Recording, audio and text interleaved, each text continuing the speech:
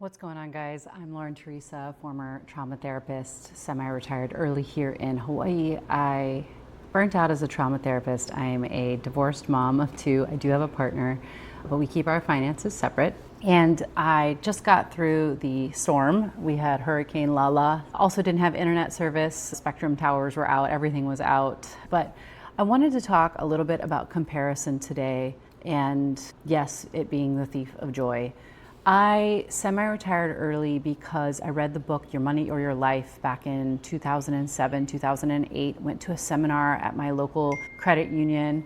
And after I went to that, I saved $1,000 for the first time in graduate school. And I'd never had 4 digits in my bank account up to that point. I've been listening to a lot of Morgan Housel lately. I think he's talking about the general population, but he talks about it sort of being devastating or very difficult to go from, say, a BMW to an older, reliable vehicle, say an older Honda or Toyota, and that can be very damaging. It's very easy to go forward in life, but difficult to go back. As someone who got divorced, had a lot of financial turmoil, not sure if I'm going back to work, really not sure what's happening in general with the finances. The person you marry and the person you divorce are very different people, as many of us know. It worked out because I stood my ground, I stayed firm, I knew what the goal was, I knew what I had earned and worked for. The point is that I did have to go back.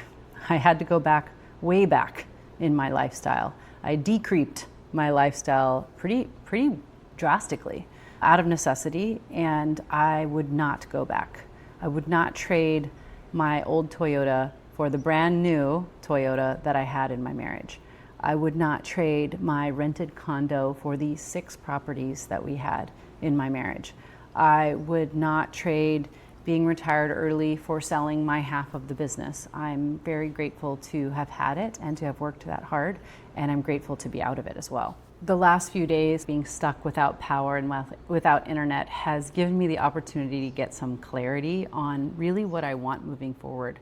I've made some videos recently about deciding to go back to work. And at first, I was deciding to go back to work out of fear. I am still stabilizing my fourplex in Florida. That gives me the semi-retired early status.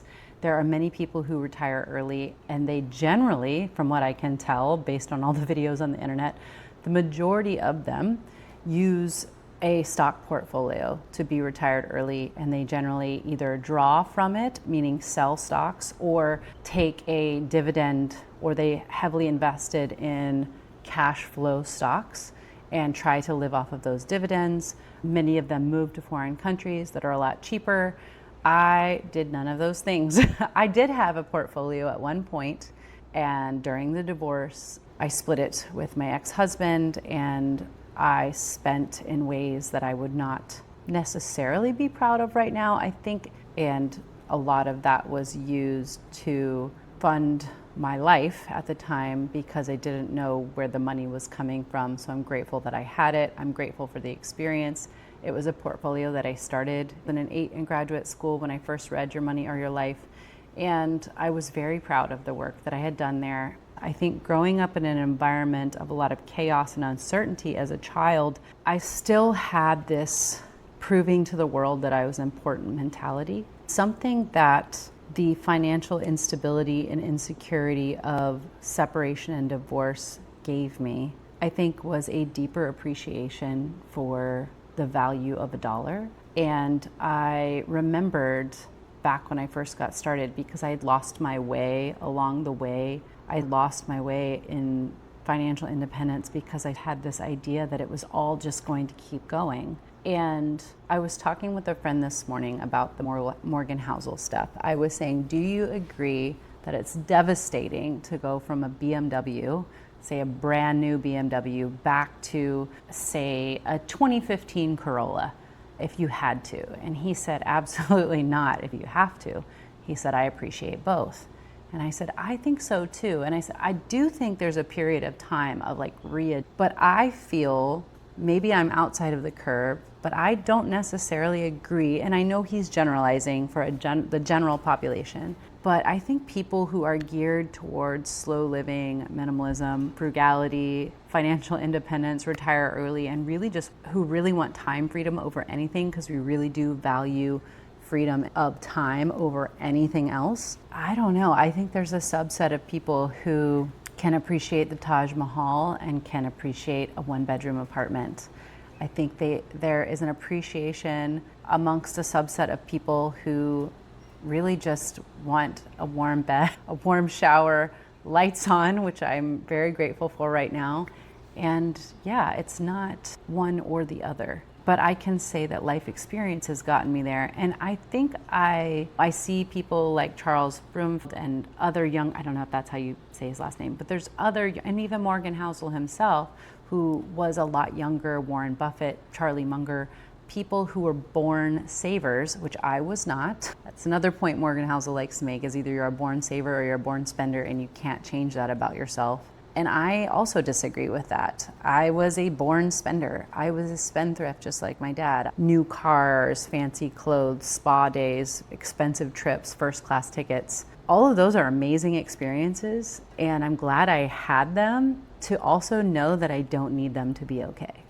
And that I was trying again to prove to the world in many ways that I was important, and most people do not care. I failed miserably spending a lot of money and felt the pain of what happens when that's just gone all of a sudden. I do think that you can learn. The experience of being around my ex and him talking about building his business and seeing that he's still pretty stressed a lot of the time and he travels all the time for work. I actually at first felt a pang of jealousy, and then I analyzed it and I realized, no, it's just that I want to feel like I'm building something important too. And then realizing that I do not want his life. I may have less, but I want my life. I love my life. If you heard a ding and sent me the sweetest text at lunchtime, and we laughed. We laughed in candlelight. You know, we went to our friend's house and heated up food and went and drove around and looked for ice. And I just think that for me, slow living and happiness are just the most important thing. And I've talked about wanting to go back to work. And yes, it started off as wanting to go back to work out of fear. And now it's more because I want to reach some financial goals, namely a second investment property and then a house for myself in Hawaii, which is very expensive. And so I'm going to go back to work for some of those things if I can get a job, and if not, I'll also be okay. That's the good news. And I'm going to be optimizing my property in Florida in the near future. I've got a few projects planned for it, carefully planned for it, that will hopefully increase revenue. And yeah, just my job is to take care of my kids, take care of my property that I do have, take care of her so she'll take care of me, and live each day in joy. And I really think one of the greatest gifts that has come out of early retirement is a lot of time. So absolutely 100% I believe in retiring early. I think my purpose now is to just spread the joy of financial independence and retiring early. My main point today in the video is that I spend a lot of time in comparison without really analyzing what my motivation is. When I'm content with what I have and appreciative of the electricity and the good food in the fridge and my warm bed and my loving relationships, and I stop and I look around at the little birds at the bird feeder, I have a wonderful life, the life that I dreamed of. I'm living my dream. And when I remember that, I don't want the bigger car or the bigger house or a fancier title. I don't want to go to the party and need to impress anyone. I might go to the party to dance or to speak to my friends or maybe to meet new people and have an interesting time socially. I hope you're happy, joyous, and free. If you have any questions, please feel free to comment. But anyway, I'll make videos regardless. Thanks for being here. Mahalo.